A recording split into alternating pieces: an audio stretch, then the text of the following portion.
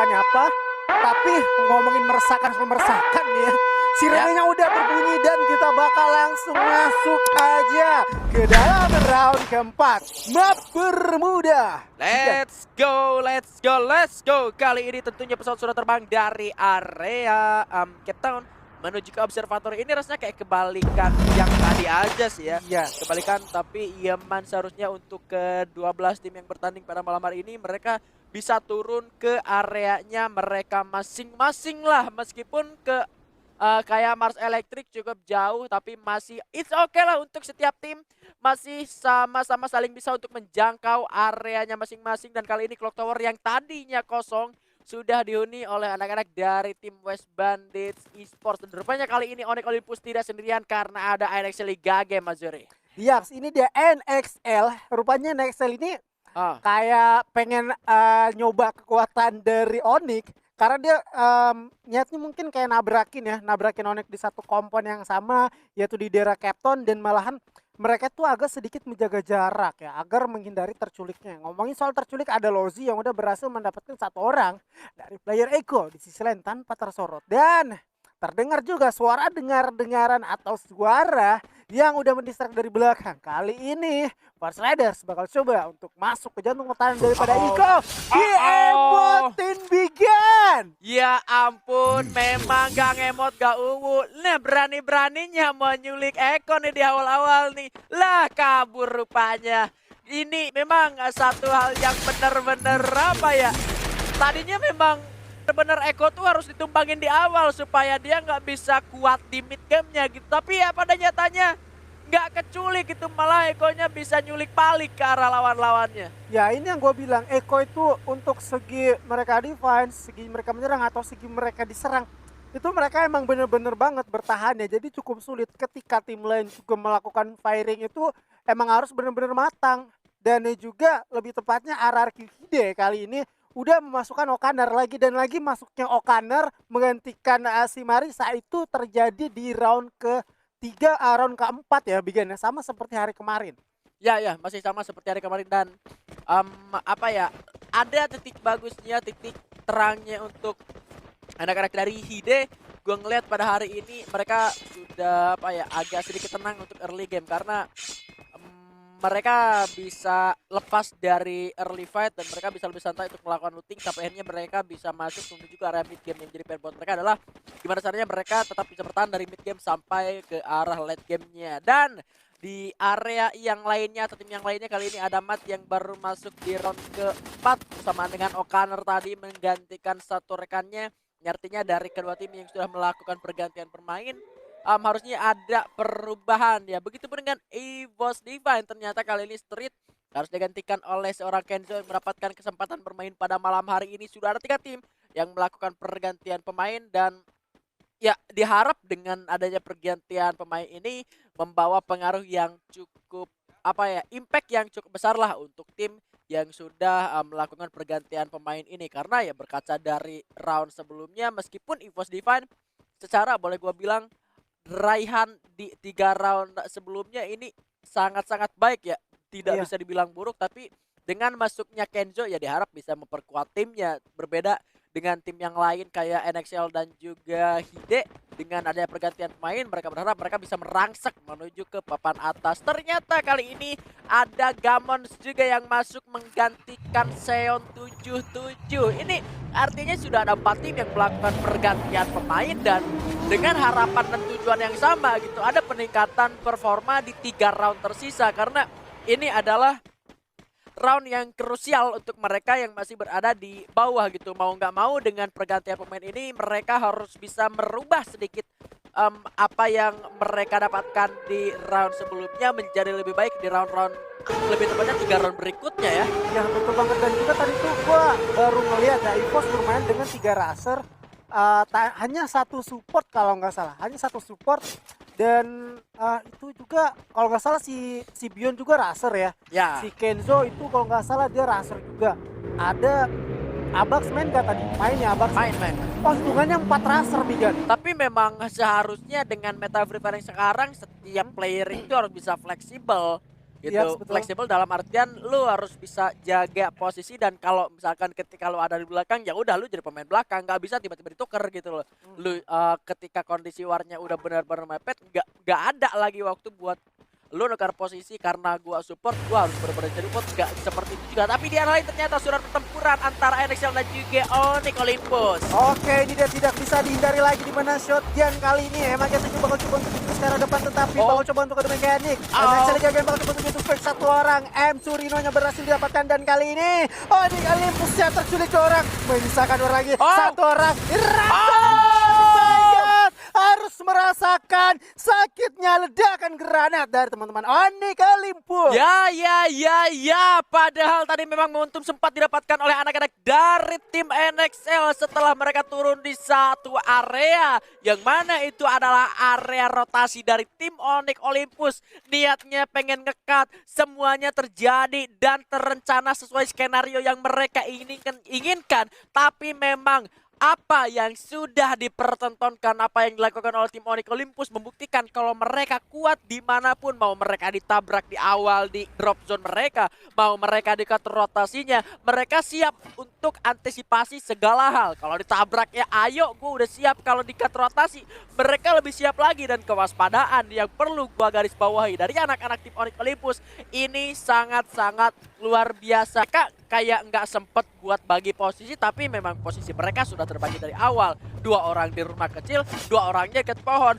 Dan anak-anak dari NXL memang turun di area sana di antara para player dari tim Onyx Olympus. Dan apa yang terjadi dengan war yang sudah tadi benar-benar pecah di arah sana, para player dari NXL Liga Game benar-benar udah bisa nyulik anak-anak dari tim Onyx Olympus. Tapi balik lagi dengan pembagian posisi dan kesiapan tim Onyx Olympus yang sudah benar-benar ready ditabrak, ngebuat memang Onyx Olympus sangat-sangat kuat untuk melawan tim dari NXL. Dan lagi-lagi nice try untuk tim NXL harus bisa mengevaluasi apa yang mereka lakukan di round selanjutnya nanti. Dan somehow di area atau di arah tim Esports kali ini sudah ada Kiba sebagai MVP di round sebelumnya dengan 1493 damage. Wah, ini dia Kiba adalah salah satu player yang baru aja masuk line up-nya Esports, tetapi dia coba udah mulai unjuk gigi lagi. Dan tadi juga sempat terjadi peperangan di early, rupanya Onyx udah mulai improve. Namun di sisi lain juga RRQ Hide kali ini bakal coba untuk kedatangan tim tamunya itu Force Riders.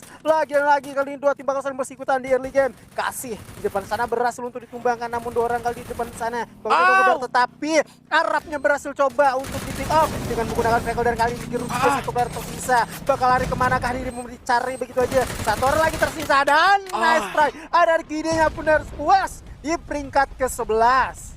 Memang sulit apa yang terjadi pada tim RRQ Hide. Gue ngelihat adanya mungkin ya, gue nggak tahu nyatanya seperti apa, tapi komunikasi yang berjalan di tim RRQ Hide rasanya kayak kurang bener-bener lancar gitu loh. Tapi yang gue lihat adalah ketika Arabnya bener-bener lagi fokus ke arah bawah, dia nggak notice, nggak sadar dari samping sebelah kanannya persis ini ada vehicle dari satu player.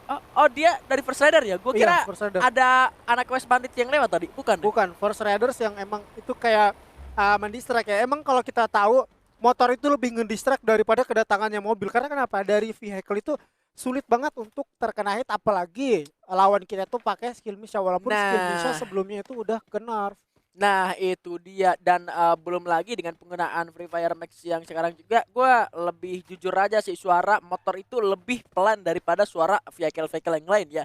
Dan memang salah satu cara untuk nge-notice vehicle adalah ya satu, pasang headset benar-benar rapat gitu loh, volumenya juga benar-benar pas di telinga. Dan satu lagi, kita merhatiin map juga gitu loh, kita merhatiin minimap yang ada di pojok kiri atas kita, ngelihat ada yang kuning-kuning datang gitu kan, kelap-kelip sampai warnanya merah. Kalau merah kan itu artinya udah mulai deket. Tapi memang itu hal yang gak kenotis oleh seorang Arab gitu, sampai akhirnya dia yang ditugaskan untuk terus ngelakuin spray down ke arah bawah. Dan pergerakan anak-anak First Rider yang ada di arah bawah justru malah dia rupanya tertabrak tanpa sempet buat buka glue wall dulu supaya ngindari upaya tabrak dari seorang Lozi, salah satu player dari First Rider juga. Dan itu ngebuat rasanya untuk RRQ Hide benar-benar putus komunikasi secara seketika. Dan jadi apa ya, bener-bener gampang banget untuk anak-anak First Rider supaya bisa nge-take satu persatu dan ngecoh ya.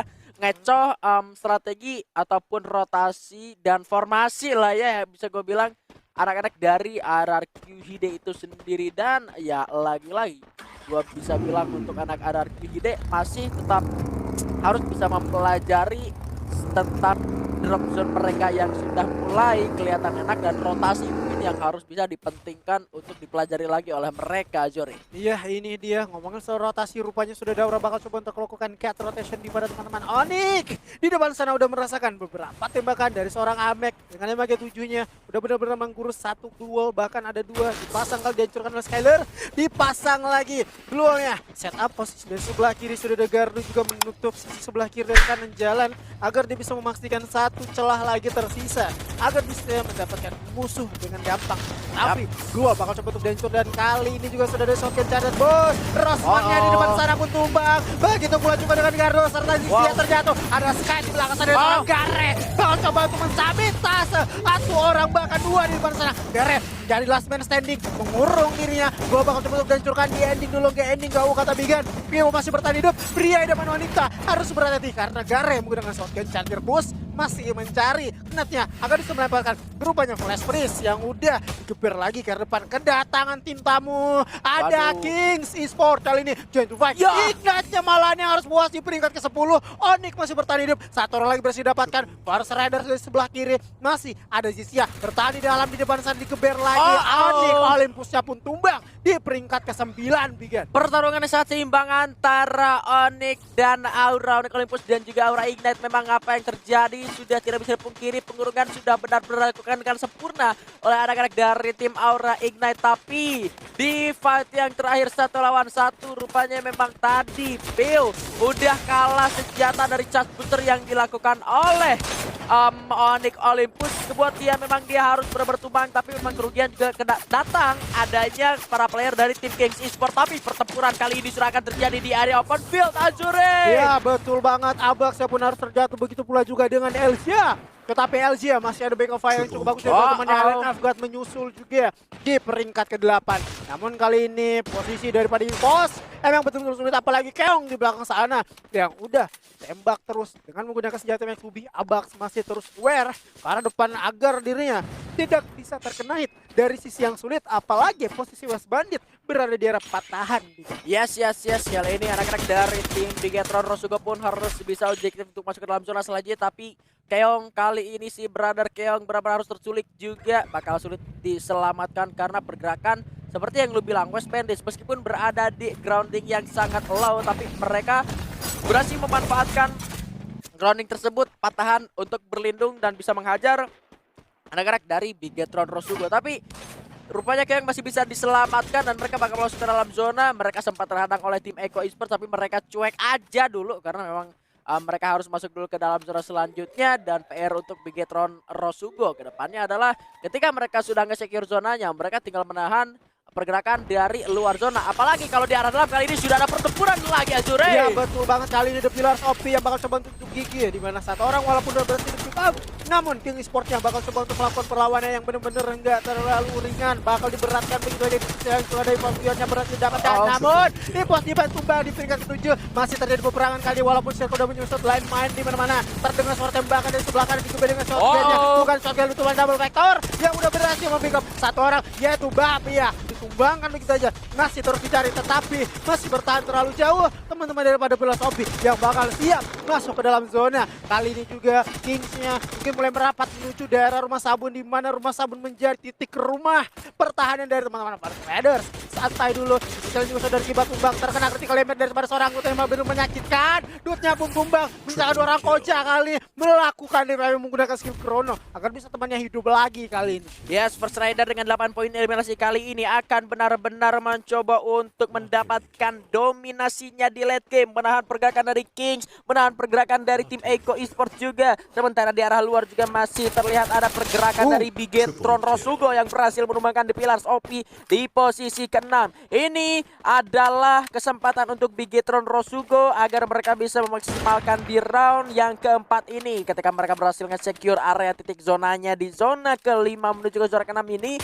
mereka bakal menahan pergerakan dari setiap titik luar atau bibir zona yang kali ini akan segera menyusut. Dan mereka, kesulitan untuk mereka adalah ya mereka benar-benar harus nahan dari segala sisi. Bisa saja satu player dari US Bandits ini benar-benar membahayakan peranan dari Bigetron Rosugo. Karena ya kalau bisa gue bilang, soal kemarin gue sempat ngelihat juga satu player dari SES Alpha Inc. ada Noten bisa masuk ke area 3 besar dengan hanya mengendap-endap dan bisa mengendap-endap aja, tapi tidak menutup kemungkinan dengan grounding yang ada dimiliki oleh tim dari West Bandits ini bisa nyulik satu persatu aja mungkin para player dari tim Bigetron Rosugo. Kita nggak tahu apa yang bakal terjadi karena Kingsnya masih terdiam juga, First Ridernya masih nunggu zona, ke arah bawah masih ada Eko dan Bigetron Rosugo akan coba untuk bertahan sekuat tenaga. Ya betul banget, sekuat tenaga. Begitu pula juga ada memang Forest Raiders yang emang bakal meluluh lantak atau memberikan strateginya. Dua orang kali ini ada Lozi Dukan Joker yang berhasil ditumbangnya, namun kedatangan dari belakang sudah ada King Sport yang mau coba untuk game to fight. Ekodot kali ini dari sebelah kanan udah mulai coba untuk kerapat, berhasil mendapatkan dua orang kali Lozi Dukan Joker. Sulit untuk melakukan rotasi, namun kali Sousanya pun harus tumbang di tangan seorang Koja. Namun di sisi lain Sousanya berhasil sampah, Forest Raidersnya tumbang di peringkat kelima. Namun kali di depan juga sudah terlihat Kucanya pun harus terjatuh di tangan Faiz. Namun pas bakal memberikan perlawanan begitu aja, Kojanya terjatuh, Westline tumbang di peringkat keempat. Kali 3 tim tersisa, Kings masih bertahan hidup dengan cara mengendap-endap. Namun kali ini Kucanya harus terjatuh. Ford atau Pion kali dari teman-teman Bigetron Rosugo udah mulai siap 6 peneliminasi, berhasil mendapatkan satu orang. Kibah berhasil diamankan begitu aja. Namun kali ini Faiz bakal coba untuk melakukan Scopi lagi ke harapan, bakal coba untuk melakukan adu mekanik di depan sana. Gamon berhasil mengeliminasi dari kali malam. Bertahan hidup, Dex menjadi last man standing kali ini. Berhasil coba untuk melakukan pick up lagi dari sebelah kanan, sudah terdengar suara tembakan. Sulit banget, responsif keluarnya berhasil menutupi diri daripada gebrakan di depan sana, mengamankan di sebelah kiri dan kanan. Faiz dengan darah yang cukup ada setengah mulai pada ke depan di mana Dixnya mulai sebanyak goyangnya dan tangan teman-teman Bigetron Rosugo. Yes, ini adalah kesempatan yang benar-benar dimanfaatkan dengan sangat-sangat sempurna oleh Brother Keong dan kawan-kawannya. Mereka